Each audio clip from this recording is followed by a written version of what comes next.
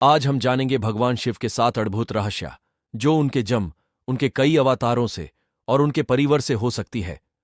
तो आइए जानते हैं भगवान शिव के 7 छुपे रहस्य, जिसे दुनिया आज तक नहीं जानती।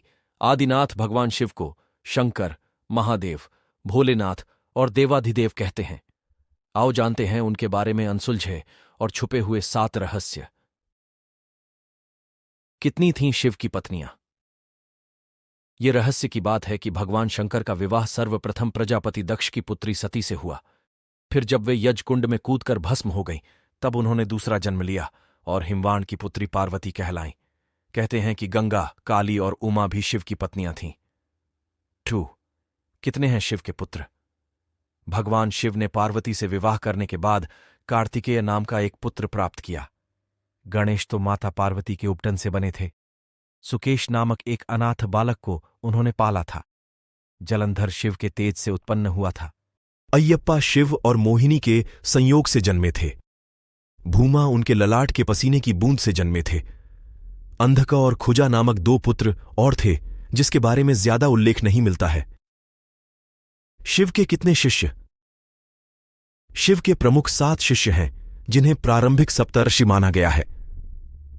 इन आर्षियों ने ही शिव के ज्ञान को संपूर्ण धरती पर प्रचारित किया, जिसके चलते भिन्न भिन्न धर्म और संस्कृतियों की उत्पत्ति हुई। शिव ने ही गुरु और शिष्य परंपरा की शुरुआत की थी। शिव के शिष्य हैं बृहस्पति, विशालाक्ष, शुक्र, सहस्राक्ष, महेंद्र, प्राचेत्स मनु, भरद्वाज। इसके अलावा 8वें गौर शिरस मुनि भी थे। शिव के शिष्यों में वशिष्ठ और अगस्त्य मुनि का नाम भी लिया जाता है। क्या शिव ही बुद्ध थे? बौद्ध साहित्य के मर्मज्ञ अंतर्राष्ट्रीय ख्याति प्राप्त विद्वान प्रोफेसर उपासक का मानना है कि शंकर ने ही बुद्ध के रूप में जन्म लिया था। उन्होंने पाली ग्रंथों में वर्णित 27 बुद्धों का उल्लेख करते हुए बताया कि इनमें बुद्ध के 3 नाम अति प्राचीन हैं, तणंकर, क्षणंकर और मेघंकर। 5. क्या शिव और शंकर एक ही हैं? कुछ पुराणों के अनुसार भगवान शंकर को शिव इसलिए कहते हैं कि वे निराकार शिव के समान हैं। निराकार शिव को शिवलिंग के रूप में पूजा जाता है। कई लोग शिव और शंकर को एक ही सत्ता के 2 नाम बताते हैं। असल में दोनों की प्रतिमाएं अलग अलग आकृति की हैं। शंकर को हमेशा तपस्वी रूप में दिखाया जाता है। कई जगह तो शंकर को शिवलिंग का ध्यान करते हुए दिखाया गया है। अतः शिव और शंकर 2 अलग अलग सत्ताएं हैं। माना जाता है कि महेश, नंदी और महाकाल भगवान शंकर के द्वारपाल हैं। रुद्र देवता शंकर की पंचायत के सदस्य हैं। 6.